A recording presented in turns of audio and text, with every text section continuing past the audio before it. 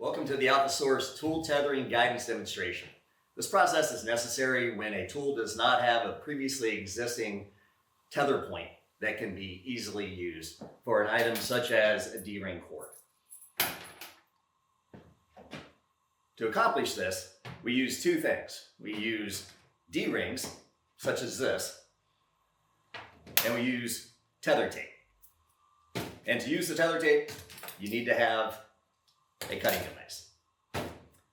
The D-rings that we're going to use come in two sizes. So first we need to assess what the weight of the tool is that we'll be using. If a tool is between 2 pounds and 5 pounds, we'll use a D-ring that is a little bit larger. If a tool is 2 pounds or less, we use a smaller D-ring. For tools that are greater than 5 pounds, we do not tether them to people.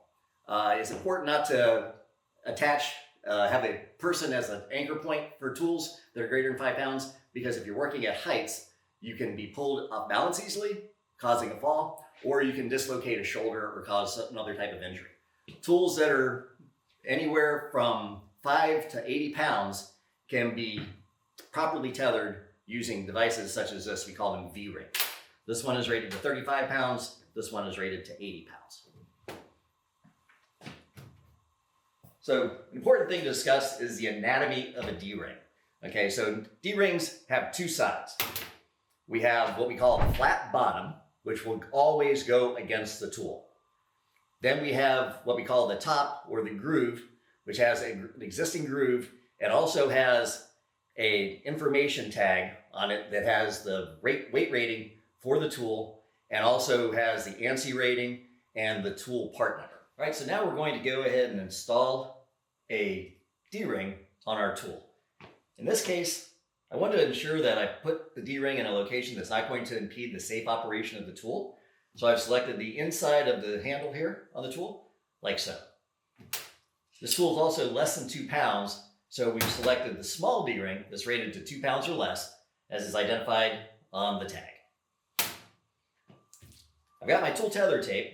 I want to make sure that it's not past the expiration date, so I verify that by a sticker on the inside. This is good till September of 2026, so this tape is still good to use. What I want to do is remove a section of tape that's good to get me at least 6 wraps on the tool that I'm going to be tethering. Okay? We want to remove it completely from the roll because this is not electrical tape, and we don't want to install it directly from the roll onto the tool. And we're going to explain why here in a second. So I've got my piece of tape that I'm going to be using.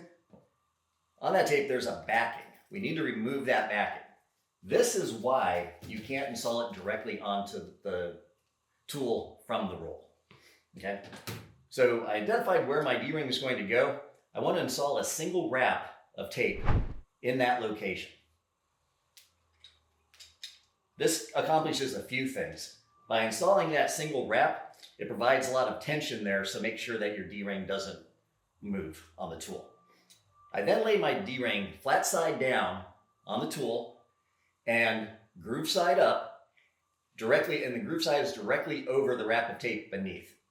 I then continue my wrapping by coming all the way around and stretching to activating, keeping the wrap in the groove. I continue this for an additional 5 wraps on the tool.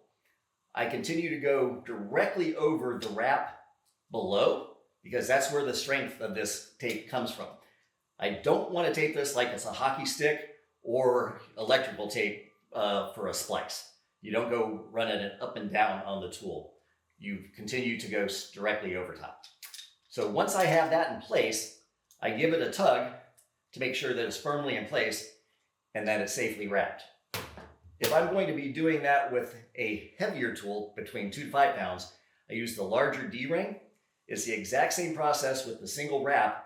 You put your first 5 wraps on one side of the groove, then you cross over and install an additional 5 wraps for a tool that's between 2 to 5 pounds. So that is where the strength in the tool tape lies.